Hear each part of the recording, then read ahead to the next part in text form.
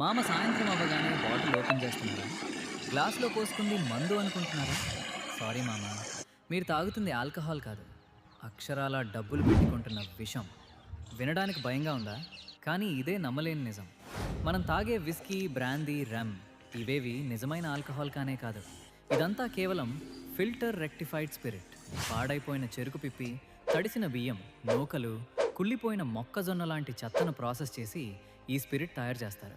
మన తెలుగు రాష్ట్రాల్లోనే ఇలాంటివి దాదాపు 20కి పైగా ఫ్యాక్టరీలున్నాయి. వీటి వెనుకున్నదెవరో తెలుసా? మన రాజకీయ నాయకుల బినామీలే. 1 లీటర్ స్పిరిట్ ధర కేవలం రూ. 70.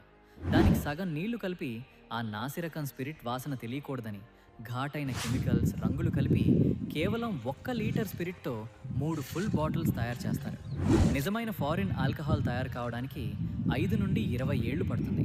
కానీ మన దగ్గర దొరికే ఈ స్లో పాయిజన్ కేవలం 10 రోజుల్లో రెడీ.